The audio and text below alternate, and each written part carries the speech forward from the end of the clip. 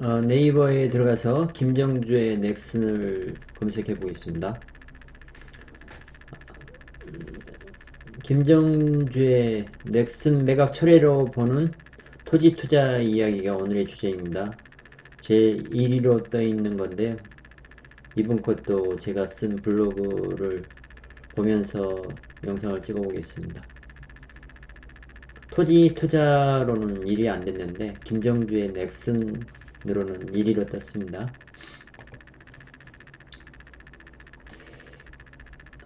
제목은 김정주의 넥슨 매각 철회로 보는 토지 투자 이야기입니다.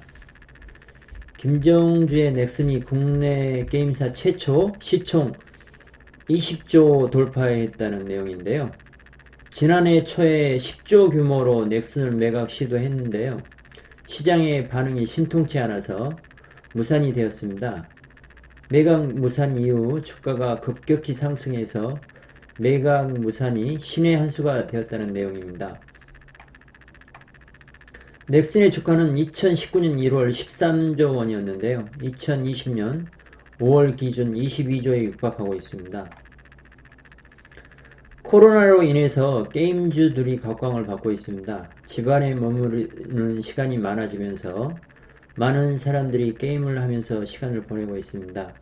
저희 집안을 봐도 저희를 제외한 모든 가족들이 각각의 게임을 하는 시간을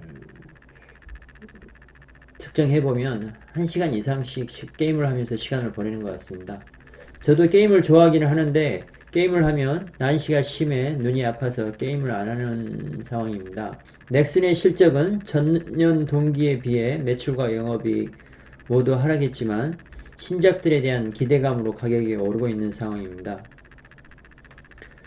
넥슨은 도쿄증권거래소에 상장이 되어 있는데요. 국내 기준으로는 현대차보다 높은 순위입니다.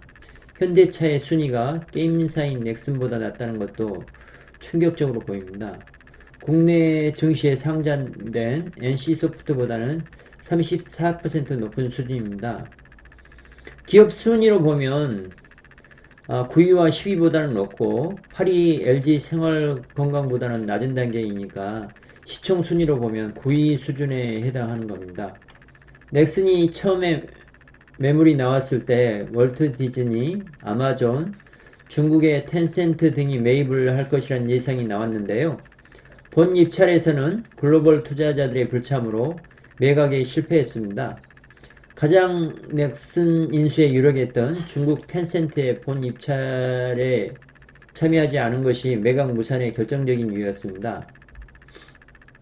입찰에 참여한 투자자들과는 넥슨에 대한 가격에 대해서 5조 정도 차이가 있어서 매각이 무산이 된 것입니다. 그러나 이러한 매각 무산이 1년이 지난 시점에서 신의 한 수라는 평가를 받고 있습니다. 작년에 비해서 70% 이상 시총이 상승했기 때문입니다. 이러한 매각 무산의 효과는 토지 투자에서 빈번하게 일어나는 일입니다. 돈이 필요해서 토지 매각을 시도하지만 원하는 가격에 매매하기가 쉽지 않은 경우가 많습니다. 가격을 낮추어도 매각이 쉽지 않기는 마찬가지입니다. 그러나 시간이 지나면서 반전이 일어난 경우가 부지기수입니다. 이때 시간이라는 것이 1년이 아니라 적어도 3년, 길게는 5년에서 10년이 될 수 있습니다.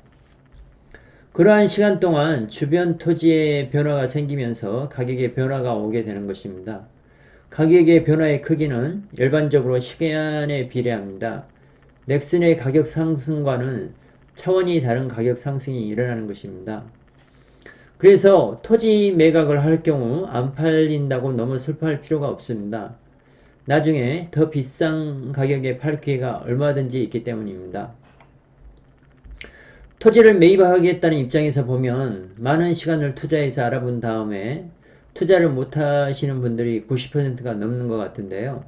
그분들은 투자를 하지 않아 다행으로 여기는 경우가 많습니다. 특히 이번과 같은 코로나 사태에서 더욱 그러합니다. 개인적인 경험으로 보면 몇 년이 지난 다음에 대부분이 살려고 했던 토지를 매입하지 않은 것을 후회합니다. 투자라는 것은 시간에서 제일 중요한 부분입니다. 시간이 많은 것을 변하게 해주는 것입니다. 물론 최대한 빨리 변할 수 있는 지역을 선정한다면 금상첨화이겠지만 천천히 변화하는 지역이라 할지라도 어떤 투자보다도 수익성을 크게 주는 것이 토지 투자입니다. 모든 투자에 있어서 최저점을 잡는 것은 거의 불가능에 가깝습니다. 최저점이라는 생각하는 지점에서 아주 조금이라도 내려가면 또 다른 최저점이 생기기 때문입니다. 아시는 분이 코로나19로 주가가 하락하기 전 종합주가지수 1600선이 오면 투자를 하겠다고 했습니다. 그 당시 주식이 전혀 없던 분입니다. 1600선이 오자 그분은 못 샀습니다. 1400선이 와도 못 샀습니다. 결국은 못 샀습니다.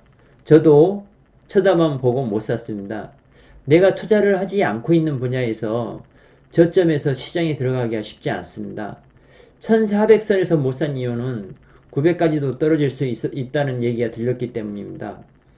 아무리 좋은 토지 물건을 추천해 주어도 못 사는 사람들이 대부분입니다. 가격 평가를 못하기 때문입니다. 그러나 내가 토지 투자를 하고 있는 사람이라면 어떤 가격의 물건의 가격을 평가할 수 있게 됩니다.